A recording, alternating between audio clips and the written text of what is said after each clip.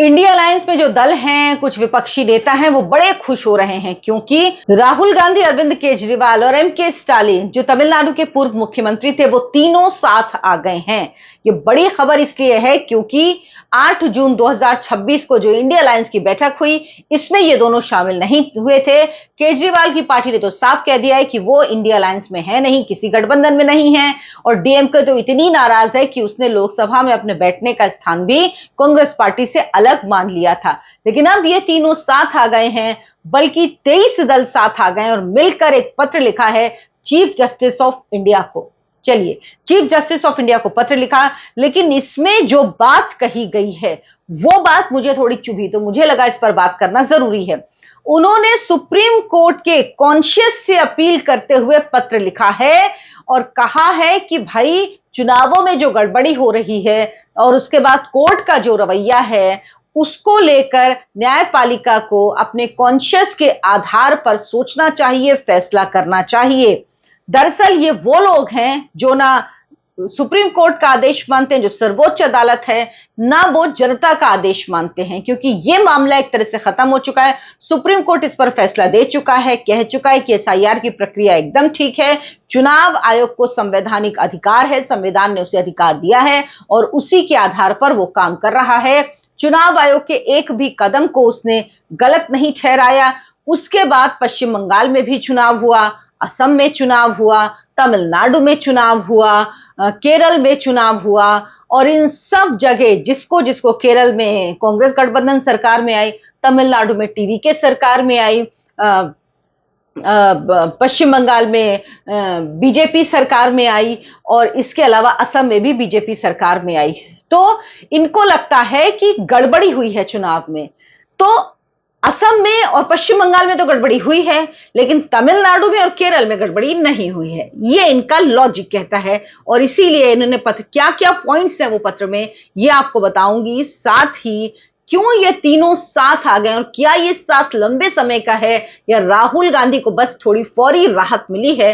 राहुल गांधी के प्रधानमंत्री बनने के सपने को ये लोग बिल्कुल भी पूरा नहीं करने वाले। नमस्कार, बहुत बहुत स्वागत है आपका। आप देखना शुरू कर चुके हैं आयन भारत, आपके साथ मैं हूं डॉक्टर अर्चना सिंह। आपसे गुजारिश है मेरे चैनल को सब्सक्राइब जरूर कीजिए और अगर अभी तक आप मेरे वीडियो को देख रहे हैं तो पहले सब्सक्राइब कीजिए, फिर आगे बढ़िए।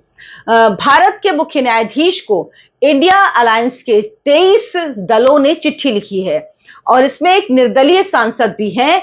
ये चिट्ठी एसआईआर जो स्पेशल इंटेंसिव रिवीजन है उसकी प्रक्रिया और चुनाव में ये कह रहे हैं कि कथित धांधली हुई है उसको लेकर लेटर लिखा गया है। और इसमें कहा गया है कि चुनाव आयोग की कार्यप्रणाली मतदाता सूची में हेरफेर की गई है और इसे लेकर गंभीर चिंता जताई गई है। 21 दल जो 8 जून की बैठक में शामिल थे वो तो हैं, लेकिन डीएमके और अरविंद केजरीवाल की आम आदमी पार्टी ने भी इस पत्र में साइन किया है, क्योंकि दोनों ही जले हुए हैं बेचारे, दोनों ही दुखी हैं बेचारे। अरविंद केजरीवाल अपना चुनाव हार गए, उनकी पार्टी हार गई। डीएमके के स्टालिन अपना चुनाव हार गए, उनकी पार्टी हार गई। तो अब दोनों का दुख एक समान है, इसीलिए इस मुद्दे पर ये लोग साथ आ गए हैं।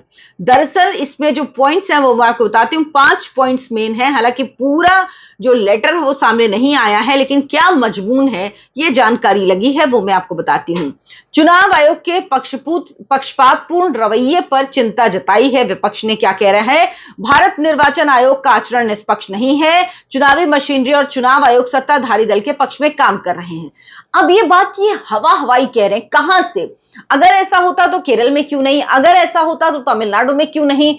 जब बीजेपी जीते तो चुनाव गलत हुआ है, चुनाव आयोग ने बीजेपी की मदद की, लेकिन जब ये जीते तो सब कुछ फेयर हुआ है। पहले ये ईवीएम पे दोष देते थे, अब सीधे सीधे इन्होंने टारगेट किया है कि चुनाव आयोग को ही टारगेट करो और वही ये कर रहे हैं।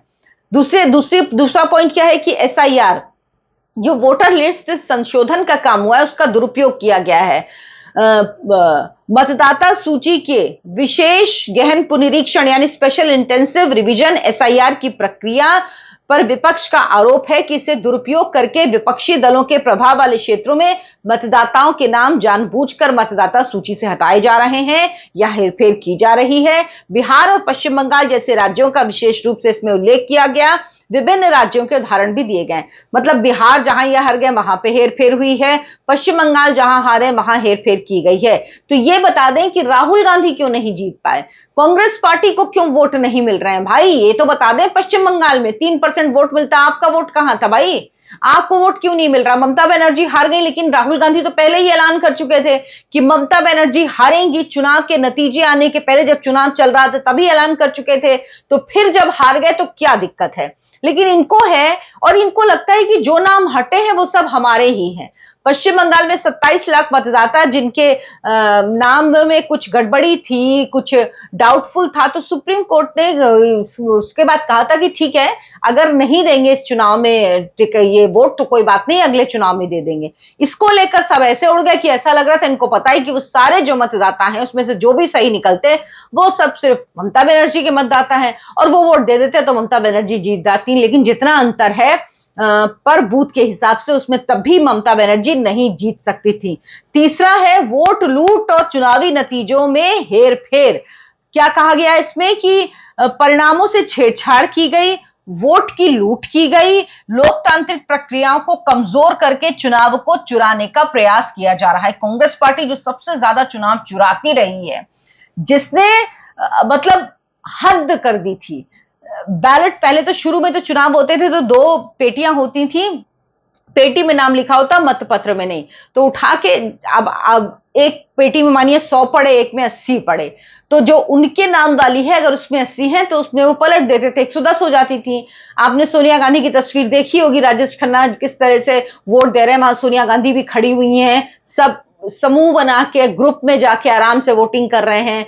किस तरह से बूथ लूट होती थी, किस तरह से चुनाव पूरे पूरे बूथ लूट लिए जाते थे, किस तरह से मतपत्र जो पेटियां हैं वो पानी में मिलती थी, किस तरह से बंदूक के जोर पर बिहार और बंगाल में लूट होती थी। ये सब कुछ सबने देखा है, सब कांग्रेस के समय पे हुआ। लेकिन कांग्रेस को अब अगर फ्री एंड फेयर इलेक्शन हो रहे हैं, उन सब दलों को दिक्कत है। साथ में क्या कहा गया है, जो मैं कह रही थी, इस पॉइंट पे मुझे सबसे ज्यादा प्रॉब्लम है, न्यायपालिका की अंतरात्मा से अपील की गई है कि जब सब कुछ विफल हो जाता है तो भारतीय लोकतंत्र न्यायपालिका की ओर देखता है। सर्वोच्च न्यायालय ने इस पूरे मामले में तुरंत हस्तक्षेप करना चाहिए, लोग कह रहे हैं। तो न्यायालय तो अपना फैसला दे चुका, और ये मतलब ये नहीं कह रहे हैं, और जो कोर्ट काम करती है ना, वो सबूतों, गवाहों, तथ्यों के आधार पर जो तर्क दिए जाते हैं दोनों पक्षों की तरफ से, उसके आधार पर काम करती है, अंतरात्मा के आधार पर काम नहीं करती है। इनको पता है इनके पास तथ्य नहीं है, इनके पास जो है वो डेटा नहीं है, ये किसी भी तरह से कोई गलती नहीं बता पा रहे हैं, तो अब जबरदस्ती अनसेड प्रेशर बनाने के लिए इस तरह की बातें कर रहे हैं। विपक्षी दलों ने जो ये पत्र लिखा उसमें एकजुटता का संदेश दिया है, श्योर यानी सॉलिडारिटी, यूनिटी, रेजिस्टेंस के प्रति अपनी प्रतिबद्धता दोहराई है। अब इसका क्या मतलब है इस पत्र में, मुझे पता नहीं। दूसरी तरफ कर्नाटक में एसआईआर का काम शुरू हुआ है, तो जो कर्नाटक के मुख्यमंत्री बने हैं डीके शिव कुमार, वो क्या कह रहे हैं लोगों से, लोगों को जागरूक करने का तरीका अलग होता है, लेकिन वो कुछ राहुल गांधी की तर्ज पर ही हैं। वो लोगों को दरअसल डरा रहे हैं, कह रहे हैं कि जो फॉर्म है वो आप भरिए, और अगर आप एसआईआर में शामिल होइए, अगर आप एनरोल नहीं होंगे तो आपको सरकारी योजनाओं का लाभ नहीं मिलेगा। एकदम झूठ बोल रहे हैं, ऐसा नहीं होता है कि अगर आप एसआईआर में शामिल नहीं होंगे तो आपको सरकारी योजनाओं का लाभ ना मिले, ऐसा कहीं कोई नियम नहीं है। दरअसल इन सबको दिख रहा है कि 2029 में तो इनकी हार होनी ही है, लेकिन उसके पहले 2027 में 7 राज्यों में चुनाव होने हैं, गोवा, मणिपुर, उत्तराखंड, उत्तर प्रदेश, गुजरात, पंजाब, हिमाचल प्रदेश, जिसमें गोवा, उत्तराखंड, उत्तर प्रदेश, गुजरात, मणिपुर, ये अभी बीजेपी की सरकार है, ये तो वापसी करेगी ही। हिमाचल प्रदेश में भी कांग्रेस की सरकार जाएगी और बीजेपी आएगी। पंजाब में कह सकते हैं कि डाउटफुल है, पंजाब में बीजेपी सेकंड सबसे बड़ी पार्टी बन सकती है, अगर हुआ भी तो गठबंधन हो सकता है, क्योंकि किसी को भी क्लियर मेजॉरिटी मिले बहुत मुश्किल दिख रहा है। लेकिन बाकी 6 राज्यों में क्लियर दिख रहा है, और यही इनकी परेशानी की वजह है, क्योंकि इनको पता है कि आने वाले चुनावों में ये 6 राज्यों में बीजेपी जीतने वाली है, और इसीलिए ये परेशान है, इसीलिए ये अभी से और 2029 के लिए अभी से ग्राउंड तैयार कर रहे हैं। ये चाहते हैं कि बीजेपी जिम्मेदारी ले कि विपक्ष को भी आपको जिताना है। ये सब बातें तब कभी नहीं होती थी जब सिर्फ कांग्रेस पार्टी थी और कांग्रेस चुनाव जीतती थी, लगातार जीतती थी। जब चुनाव होता था तो ये तय होता था कांग्रेस ही चुनाव जीतेगी। अब वही चीज जब बीजेपी के साथ हो रही तो इनको कष्ट है। अगर अभी यही कांग्रेस के साथ होने लगे, ममता बनर्जी 15 साल चुनाव, 3 बार चुनाव जीती, इनको कभी दिक्कत नहीं हुई। वाम दल 30 साल तक रहे पश्चिम बंगाल में, इनको कभी दिक्कत नहीं हुई। इनको ऐसे किसी से दिक्कत नहीं होती है। नवीन पटनायक रहे, उनको दिक्कत नहीं हुई उड़ीसा में। लेकिन बीजेपी जब लगातार जीत रही है तो इनको लग रहा है कैसे उसका फर्क इनको नहीं दिखता है। बीजेपी जिस तरह से काम करती है धरातल पर, जमीन पर, प्रधानमंत्री मोदी, अमित शाह जिस तरह से अपने बीजेपी के लोगों से, बड़े बड़े नेता जब चुनाव होता है, आप बीजेपी की देखिए, वो आपको डोर टू डोर कैंपेन में नजर आएंगे, वो आपको फील्ड में नजर आएंगे, वो आपको धरातल पर काम करते हुए नजर आएंगे, क्षेत्र में नजर आएंगे, बड़े बड़े नेता। लेकिन कांग्रेस पार्टी का छोटे से छोटा नेता भी अपने आप को बड़ा समझता है और वो काम करने के लिए नहीं निकल पाता, और यही फर्क दिखता है। लेकिन ये पूरा माहौल जो है बनाया, अभी तक इंडिया अलायंस की बैठक में जो कुछ कहा गया था उसमें कुछ नहीं हुआ, सिर्फ यही एक हो रहा है, एक पत्र लिखा गया है और ये पत्र अंतरात्मा की आवाज को सुनने के लिए कहा गया है। अंतरात्मा से अपील की गई है ये सुप्रीम कोर्ट के, मतलब आप सीजीआई से नहीं कह रहे, आप न्याय, क्योंकि उसके लिए आपके पास तथ्य और तर्क नहीं है, उसके लिए आपके पास डेटा नहीं है, फैक्ट्स नहीं, तो आप क्या करेंगे? आप इसी तरह की बातें करेंगे इमोशनल। और इनको पता है कि इसमें भी कुछ नहीं होने वाला। राहुल गांधी 2029 में भी फेल रहेंगे और 2024 में तो 99 सीट आ गई थी। इस बार आप देखिएगा स्थिति राहुल गांधी की बहुत बुरी होगी, कांग्रेस पार्टी की बहुत बुरी होगी। आप क्या सोचते हैं इस पर? मुझे कमेंट करके जरूर बताएं। वीडियो को लाइक करें, शेयर करें, हमारे चैनल आयन भारत को सब्सक्राइब कर लें। धन्यवाद, नमस्कार।